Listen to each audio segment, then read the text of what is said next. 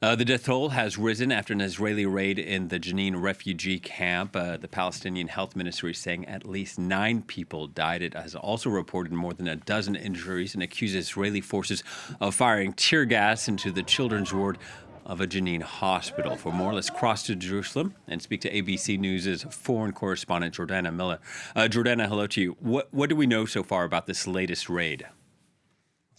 Well, we know from the Palestinian Health Ministry that at least 9 people have been killed, and at least one of them is an elderly civilian.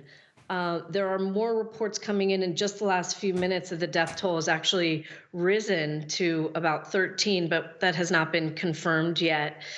This will go down as the deadliest Israeli military arrest raid in the disputed West Bank since they began almost a year ago now.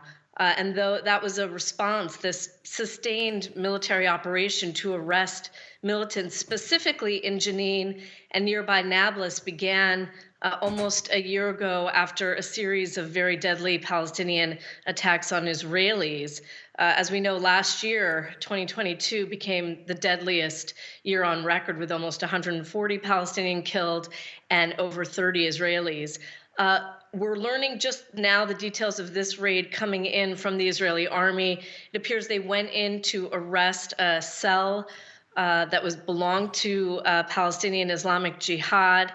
3 men, they surrounded a building, and intense gunfire erupted and explosives.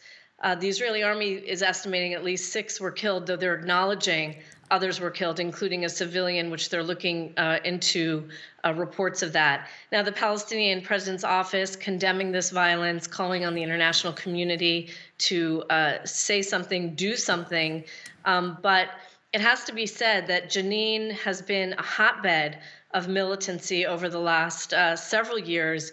And, it all kind of came to a head about a year ago when those attacks started. And not only Israel, but the United States has been calling on the Palestinian Authority itself to do more to police and arrest some of these militants. And the big question everyone will be looking at in the coming hours is really how many civilian bystanders were killed, because even though the majority of the people killed in these raids are militants, we have seen a number of civilians killed, including, of course, the reporter for Al Jazeera, Shirin Abu Akleh, who incidentally was killed outside of this very same refugee camp in this last spring.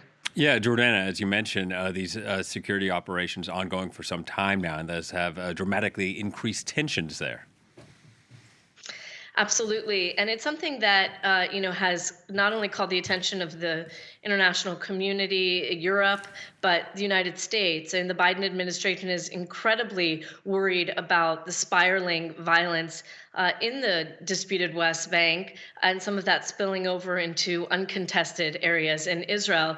It has to be said that this is one of the reasons that so many people came out to vote and helped bring Israeli Prime Minister Benjamin Netanyahu back to power, including some of his more far-right leaders that he embraced, who were able to campaign on returning a sense of security to Israelis. Having said that, the promises that somehow Netanyahu's government would be able to rein in this violence, it has not been the case. I mean, we are only in the very first month of the year, and already almost 30 Palestinians have been killed, and there have been, they don't get reported all the time, but there have been almost daily attempted stabbing and shooting attacks on Israelis, in the disputed West Bank, and sometimes even over, again, into the uncontested areas. So this is something that Israel's prime minister is going to have to try to deal with, because these raids, as we've seen, continue to be very deadly. All right, Jordana, thank you for that update. ABC's Jordana Miller speaking to us from Jerusalem.